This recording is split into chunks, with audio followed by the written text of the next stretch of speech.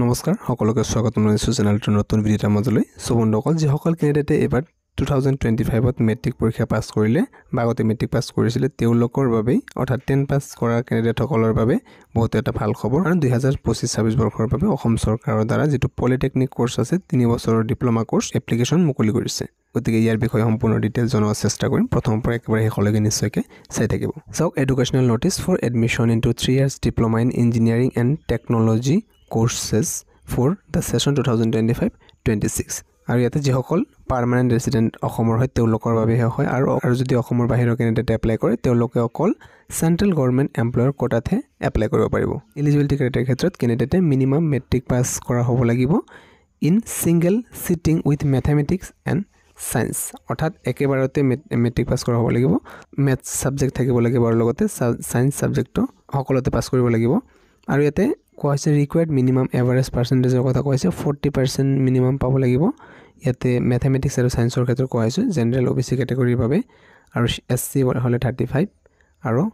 ST হলে 33% হলে হ'ব আৰু ইয়াতে মিনিমাম এজ টু 16 ইয়াৰ্স ৰখা হৈছে 31 ডিসেম্বৰ 2025 লৈকে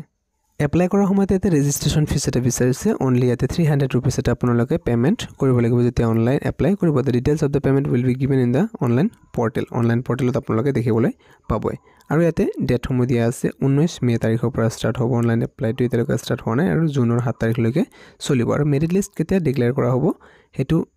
অতি সোনকালে জনাই দিব আৰু ইয়াতে মেৰিট লিষ্টটো সিলেক্টৰ ক্ষেত্ৰত কোনো ধৰণৰ এক্সামিনেশন বা পৰীক্ষা অনুষ্ঠিত কৰা নহয় মেট্ৰিকৰ মাৰ্কস বা পাৰ্সেন্টেজ ওয়াইজ ইয়াতে সিটটো লাভ কৰে ডকুমেন্টৰ ক্ষেত্ৰত চাওক candidate will not permitted to take admission without permanent residence certificate অৰ্থাৎ যিসকল ক্যান্ডিডেটৰ পিআৰসি নাই তেওঁলোকে ইয়াতে এডমিশন নাপায় বুলি উল্লেখ আছে লগতে যদি কোনো ক্যাটাগৰীৰ পৰা বিলং কৰে হে নিজৰ কাষ্ট সাৰ্টিফিকেটটো থাকিব লাগিব ওবিসিৰ বাবে ওবিসি এমওবিসিৰ বাবে এমওবিসি বা ইয়াতে SC ST বাবে নিজৰ সাৰ্টিফিকেট অনলাইন এপ্লাই কৰিবৰ বাবে www.dte.assam.gov.in এটো অফিচিয়েল ওয়েবসাইট নাইবা scteassam.com এই ওয়েবসাইট লগে গৈ এপ্লাই কৰিব পাৰিব সো ইয়াৰে 3 বছৰৰ যেটো ডিপ্লোমা কোৰ্স হয় ইঞ্জিনিয়াৰিংৰ বা টেকনলজিৰ ক্ষেত্ৰত ইয়াতে আপোনালোকে বিভিন্ন ধৰণৰ কোৰ্স পঢ়িব পাৰিব ইনষ্টিটিউট ওয়াইজ লিষ্ট বিলাকত দিয়া আছে ক'ত কি কোৰ্স अवेलेबल আছে নিজৰ সুবিধা অনুযায়ী ইয়াতে আপোনালোকৰ ডিস্ট্ৰিক্টত এই পলিটেকনিকৰ ইনষ্টিটিউট আছে নে নাই চাই ল'ব পাৰিব লিষ্ট ইয়াতে গোটেই পলিটেকনিকৰ দিয়া আছে অসমৰ ক'ত পলিটেকনিক আছে প্ৰথমত যেটো আছে টেবল 1ত নেম অফ দা পলিটেকনিক আৰু তাৰ পিছত লোকেশন ক'ত আছে যেনেকৈ আসাম ইঞ্জিনিয়াৰিং ইনষ্টিটিউট এটো চানমাৰী গুৱাহাটীত অৱস্থিত ঠিক তেনেকৈ ইয়াতে টোটাল সপাৰ 26 টা পলিটেকনিক ইনষ্টিটিউটৰ নাম দিয়া আছে আৰু লোকেশন সমূহ ইয়াতে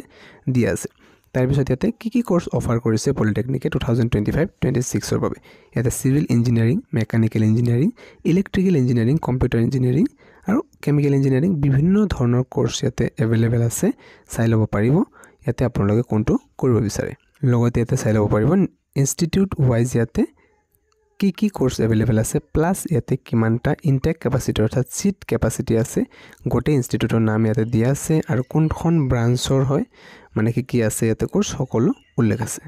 ইয়াৰ অনলাইন এপ্লাইটো 19 তাৰিখৰ পৰা ষ্টাৰ্ট হ'ব মে মাহৰ আৰু 7 জুনলৈকে চলিব সো কিবা বুজি পোৱাত অসুবিধা হ'লে আপোনালোকে কমেন্টত জনাব পাৰে সো আজি ভিডিঅ'টো মানে আছিল নিশ্চয়কৈ ভাল লাইক এটা কৰিব থ্যাংক ইউ